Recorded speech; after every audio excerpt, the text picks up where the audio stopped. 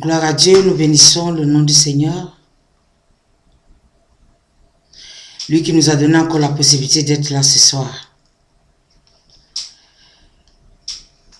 Et je rends particulièrement grâce à Dieu pour le fait qu'il a donné tout son amour à l'homme, mais en particulier la femme. Au début de la création, on nous dit que l'homme créa l'homme. Et il a vu que l'homme n'était pas du tout heureux. Malgré qu'il lui a donné tout pouvoir, toute possibilité de donner le nom à tout ce qu'il a pu créer. Il a fait de telle sorte qu'il fasse tomber l'homme dans un très grand sommeil, comme la Bible nous dit. Il a retiré une côte de l'homme et il a créé la femme. Et quand l'homme s'est réveillé de son sommeil, il a vu la femme, il était émerveillé. Il a bondi de joie. Il dit cette fois-ci, voilà la chair de ma chair, les os de mes os. Je vais l'appeler femme. Notre maman Ève a eu vraiment un très grand rôle dans l'humanité. Mais à cette époque-là, je le dis très souvent, si le Christ était venu pour elle, à cette époque-là, peut-être que ce qui se passe aujourd'hui, ce que nous avons hérité aujourd'hui, ça n'allait pas se produire. Mais comme Dieu, il est dans sa grande bonté, il a voulu nous rapprocher de lui en nous disant qu'il nous aime, puisque la femme est porteuse d'une vie. Elle porte des vies en elle. Parce qu'il a dit à la femme, tu vas accoucher dans les douleurs. Il a dit à l'homme, tu vas souffrir avant de gagner ton pain. Et il a dit aussi à l'homme, à la femme plutôt, que l'homme serait au-dessus de toi. Parce que c'est lui qui serait le chef désormais. Et voilà d'où est parti ce problème je peux dire, d'infériorité d'une femme. Mais nous sommes tous créés à l'image de Dieu. Mais j'ai une telle bonne nouvelle aujourd'hui pour nous les femmes. Si nous voulons vraiment plaire à Dieu,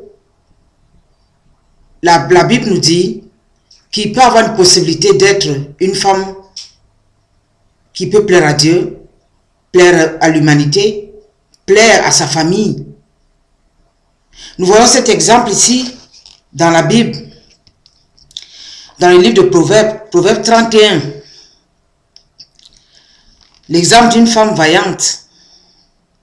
Une femme vaillante est une véritable trouvaille. Elle a plus de valeur que des perles. Son mari place sa confiance en elle et elle ne lui gaspille pas ses biens. Elle ne lui cause jamais du tort, mais elle lui donne du bonheur tous les jours de sa vie. Elle se procure de la laine et du travail et travaille avec ses mains, avec ardeur. Pareil au navire marchand, elle amène de loin sa nourriture. Elle se lève avant le jour, prépare le repas de sa famille et distribue à ses servantes leur travail. Après avoir bien réfléchi, elle achète un champ et plante les vignes grâce à l'argent qu'elle a gagné. Elle se met au travail avec énergie et ne laisse jamais ses bras inactifs. Elle constate que ses affaires vont bien. Elle travaille même la nuit à la lumière de sa lampe. Ses mains s'activent à filer la laine, ses doigts à tisser les vêtements. Elle tend une main secourante aux malheureux et elle est généreuse envers les pauvres. Elle ne craint pas le froid pour les siens, car chacun dans sa maison a suffisamment de vêtements. Elle se fabrique des tapis, porte des habits raffinés en laine pourpre. Son mari est un notable, honorable, connu. Il participe aux délibérations du conseil de la ville. Elle confectionne des vêtements et elle les vend. Elle livre les ceintures aux marchands qui passent. La force et la dignité sont sa parure. Elle sourit en pensant à l'avenir. Elle expérimente avec sagesse. Elle sait donner des conseils avec bonté. Elle surveille tout ce qui se passe dans sa maison et refuse de rester inactive. Ses enfants viennent la féliciter, son mari chante ses louanges. Bien des femmes se montrent vaillantes, dit-il, mais toi, tu les surpasses toutes. Le charme est trompeur, la beauté passagère. Seule une femme soumise au Seigneur est digne d'éloge. Sa peine doit être récompensée, son travail doit susciter le respect de toutes les villes. Amen. Alléluia, nous bénissons le nom du Seigneur. Nous avons vraiment une place très importante dans notre vie. On dit ici, la femme vaillante apporte le bonheur dans sa maison. Déjà, un homme qui a trouvé ce genre de femme, c'est un homme qui est déjà comblé. Parce que dans sa maison, quel qu'en soit ce qui peut arriver, sa femme va être le pilier de sa vie, le pilier de sa maison. L'homme est véritablement le chef de la maison, mais la femme est le pilier de la maison.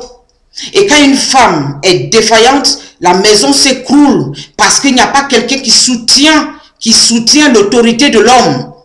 Qu'on le veuille ou non, quand une femme est défaillante, qu'elle ne fait pas vraiment son rôle dans la maison, et que c'est l'homme qui doit en même temps porter la culotte, en même temps porter la jupe, ça ne peut pas marcher. C'est l'inverse aussi. Quand la femme porte la culotte, elle porte en même temps la robe, ça ne peut pas marcher. Chaque personne entre dans une maison a son rôle à faire. Mais la femme est le pilier. La femme est le pilier. Parce que si une femme, elle est bien instruite, si une femme, elle est bien éduquée, si une femme craint Dieu, même les enfants qui sont dans ce foyer vont aussi être élevés vraiment dans la crainte de Dieu. Et non seulement dans la crainte de Dieu, ces enfants auront une bonne éducation dans la société. Aujourd'hui, nous voyons notre société qui va en décadence.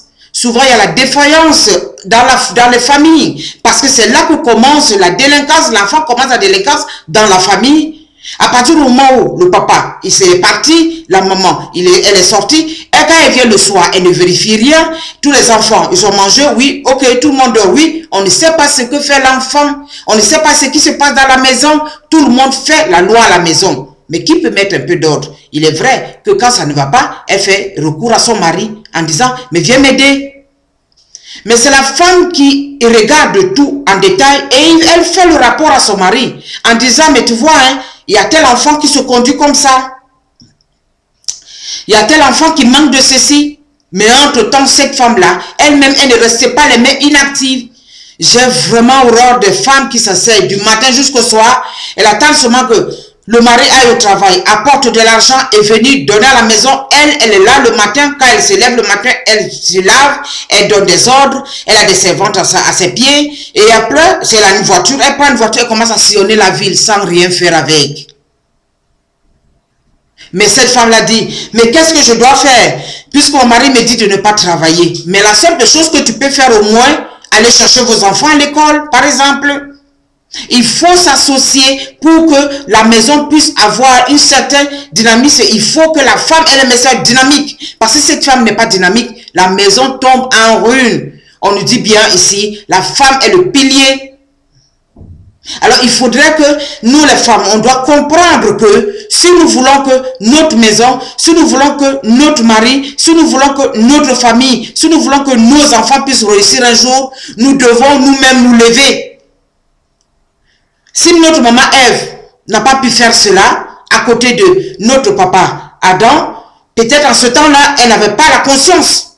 Mais maintenant, nous sommes là. Nous devons faire ce que le Seigneur nous dit de faire.